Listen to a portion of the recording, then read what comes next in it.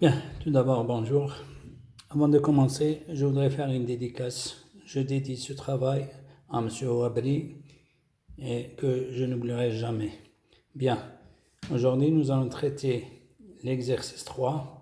Ça va être une pelle planche avec tirant d'ancrage et encastré à la base. Bien, voici la figure et les données. Donc, même données que l'exercice 2, mais en supposant une fiche encastrée et en adoptant la première méthode de Bloom.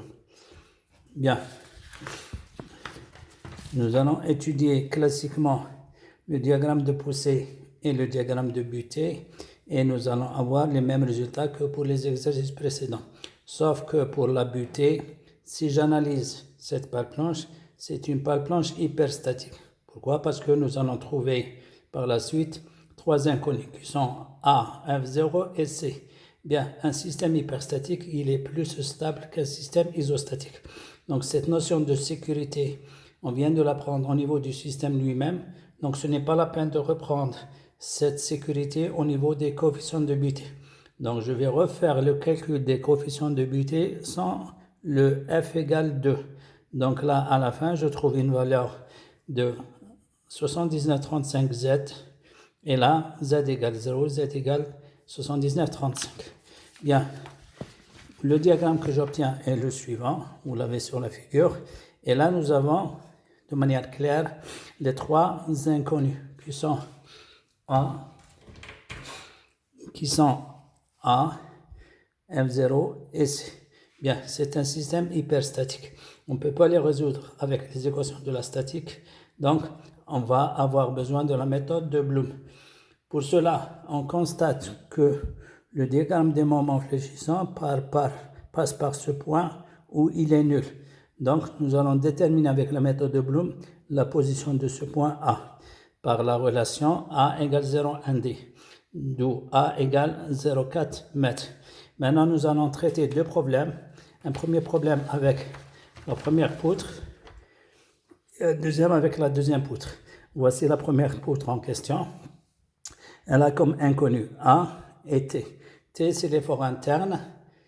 Donc, généralement, lorsqu'on fait une coupe, on a trois efforts internes. M, N, T. Le M, il est nul. Pourquoi? Parce que nous avons une rotule. Le N, il est nul. Pourquoi? Parce que nous avons des efforts horizontaux. Il nous reste juste T qu'on a schématisé sur cette figure.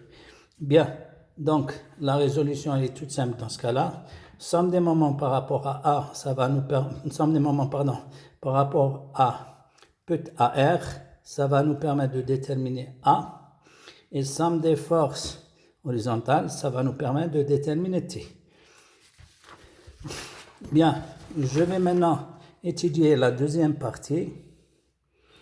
Et là, nous avons également une poutre isostatique. Pourquoi? Parce que les inconnus sont F0 et C. Bien, pour la résolution, on va simplifier le problème. On va poser F0 moins 0,4 égale à H. Et ça va nous donner ici dans le diagramme, au lieu de 13 F0 plus 46,68, ça va nous donner 13 H plus 51,88. Pareil ici, au lieu d'avoir 79,35 F0, nous allons avoir 79,35 H plus 31,74. Bien, on va écrire la somme des moments par rapport à C égale 0. Et là, on trouve une équation en H, une équation du second degré. Et là, on va la résoudre pour trouver deux valeurs. H1 égale 2,37, H2 égale moins 1,46. Donc, bien sûr, on va rejeter la valeur négative et on va garder la valeur positive. Donc, si H égale 2,37, F0, c'est H plus 0,4. Et là, on trouve 2,77. Et F égale à 1,2 F0. Et on va trouver 3,32. Et on va choisir à la fin 3,5. Pour déterminer C, on utilise la deuxième équation. Somme des forces égale 0. Et là, on trouve C égale 100 kilonewtons par mètre linéaire. Bien. Maintenant, nous allons devoir dimensionner la pale planche. Pour cela, nous allons déterminer le moment max, donc le point où l'effort tranchant s'annule. D'accord?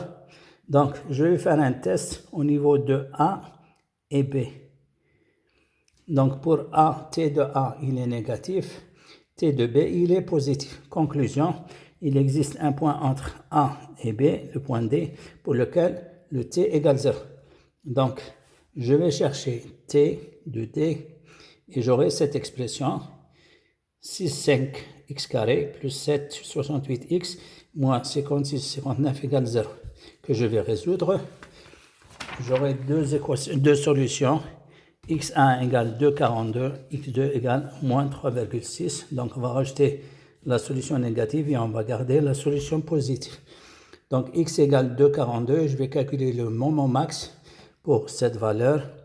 Voici l'expression. Et je trouve moins 19,77 kN par mètre linéaire. D'où un W égale 84,13 pour un acier de nuance de 35. De là, je vais choisir la pale blanche sur mon tableau et le choix va se porter sur SL1R avec un W égale 160, nettement plus grand que 84,13 et un poids surfacique de 60,5 kg par mètre carré. Bien, un autre exercice tout simple, c'est le même que l'exercice 3, mais nous allons le résoudre avec la deuxième méthode de Bloom.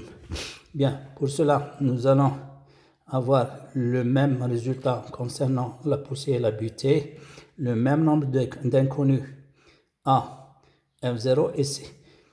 Le même constat, le diagramme des moments et ce point de moment nul. Sauf que là, nous allons voir ce diagramme. Ce diagramme, c'est un diagramme de contrainte résiduelle. C'est quoi un diagramme de contrainte résiduelle? C'est la différence entre le diagramme de poussée et le diagramme de butée. Si je remets la figure de tout à l'heure, voici le diagramme de poussée, voici le diagramme de butée. Je vais faire la différence entre ça et ça. Donc, entre ce point et ce point, j'aurai le même diagramme. À partir de ce point, je vais faire la différence entre cette droite et cette droite, mais plutôt l'inverse, entre cette droite et cette droite. Nous aurons ce résultat. Ce diagramme jusqu'ici, donc ce diagramme jusqu'ici, ensuite on a une différence entre les deux droites. Donc je vais faire ça moins ça, 79, 35 F0 moins 13 F0 moins 46, 68. Ça me donne 66, 35 F0 moins 46, 68. Bien, donc là, même constat, on constate que le diagramme de contrainte résiduelle s'annule en ce point A. Alors Bloom, qu'est-ce qu'il nous dit? Il nous dit ce point de contrainte résiduelle nulle n'est pas loin du point de moment nul, donc on va confondre les deux points. Bien, dans ce cas-là, nous aurons cette poutre, bien cette pale blanche, ce point de moment nul, et on va faire comme tout à l'heure, nous allons étudier deux pales blanches, la première et la deuxième. Donc, dans notre cas, comment déterminer A? Ça, c'est l'équation de la droite. Elle s'annule ici. Donc, on va écrire ça égale 0, mais avec F0 égale A. Là, nous avons fait le calcul et on a trouvé A égale 0,7. Donc là, nous allons étudier la pale blanche, la première pale blanche, dans laquelle nous allons déterminer A et T. Bon, somme des moments par rapport à R, ça va nous permettre de déterminer A. Donc, on a trouvé 66,45. Et somme des forces, ça va nous permettre de déterminer T. Somme des forces, ça va nous permettre de déterminer T. Et on a trouvé 36,73. Maintenant, l'étude de la deuxième poutre, on va la schématiser. Mais là, l'étude, elle est simple. Pourquoi? Parce que le diagramme, il est triangulaire. Donc, pour déterminer, là aussi, nous allons faire un changement de variable. F0 moins 0,7 égale à H, ce qui nous donne ici 66,35 H. Donc, on va dire somme des moments par rapport à C égale 0, c'est B H sur 3 moins T H égale 0. B H sur 3 moins T H égale 0, on simplifie par H, ça nous donne à la fin T égale B sur 3. Donc, B, c'est 1 demi de 66,35 H au carré, d'où H, c'est racine carrée de 6t sur 66,35 et on retrouve H égale 1,82. Donc F0 égale 1,82 plus 0,7, ça fait 2,52. et F0 égale à 1,2 par 2 secondes 2, ça fait 3,02. Et là, on a arrondi à 3. Pour C, on écrit l'équation des forces. Et là, le C, à la fin, on trouve C égale 2 fois T. Donc, 73,46. Pour la suite de l'étude de la pâte blanche, nous allons procéder de la même manière qu'avec la première méthode.